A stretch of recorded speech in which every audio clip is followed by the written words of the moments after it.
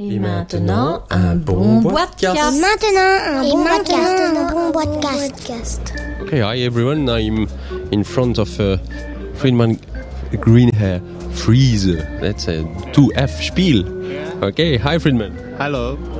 So we've seen a nice game this year from you in the French-speaking part of the world, which is Rivière d'Enfer. Just wanted to go through this game with you and know about the development, the ideas, etc. So let's go on. Yeah, Rivière d'Enfer is a very simple racing game with a kart mechanic, kart-driven racing game. It lasts 30 minutes.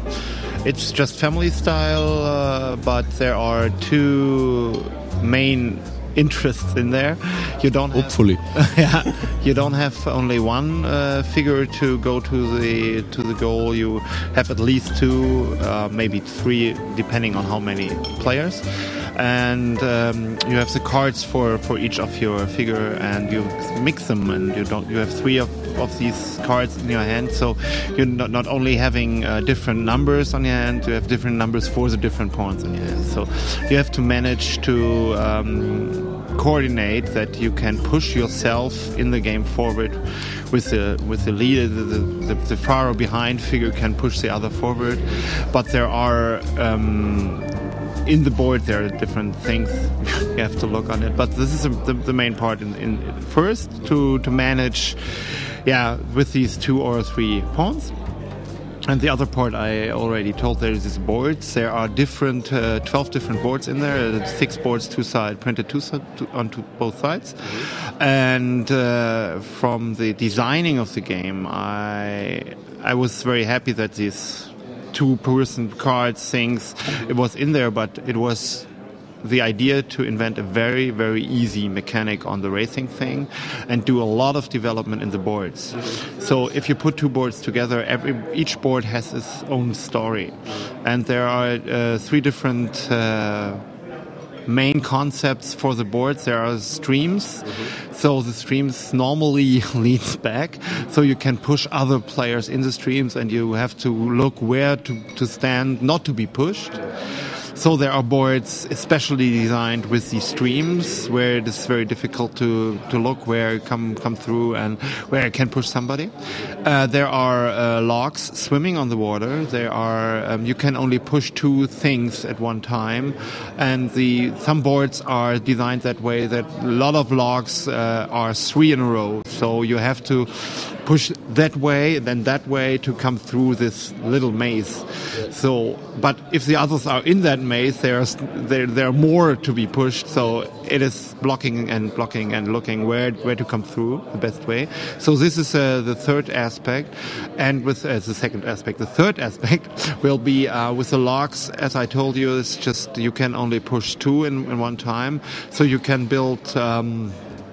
How you call it, a ventile thing. You will have somewhere 3 logs in a row, and you can't go through. There's just a small thing. But if a pawn goes a long way, and then these logs are in the way, you have to push it away, and the others can say, okay, there's a shortcut now. Wow.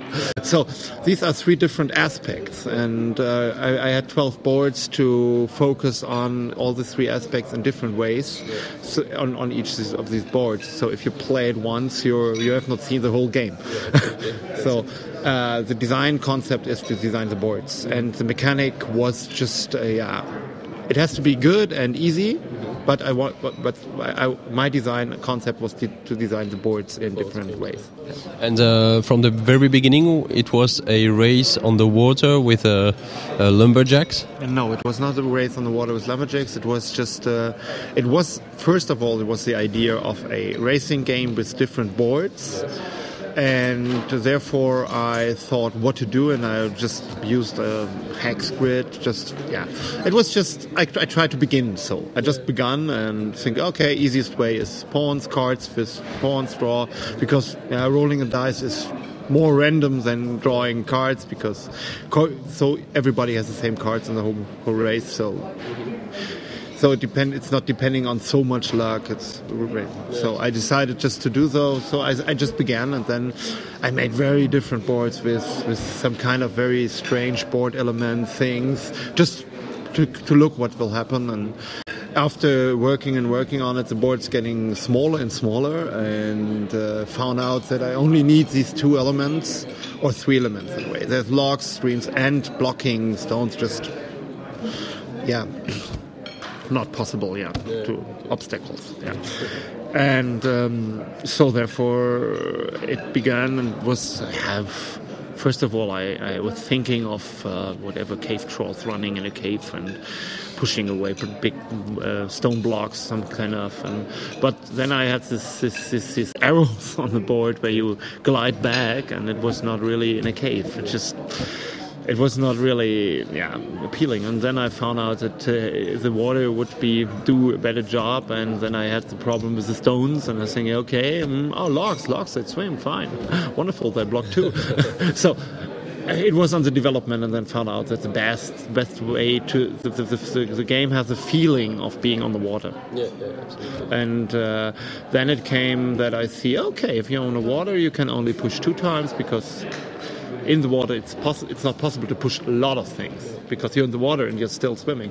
So this rule comes after the theme was in there, and it was a good idea. So I'm very happy with it by now. Yeah. Okay, it's a family game mainly. Are you? Do you have in mind some? I wouldn't say the word, but not extension, but advice to complicate the game. Yeah, it is.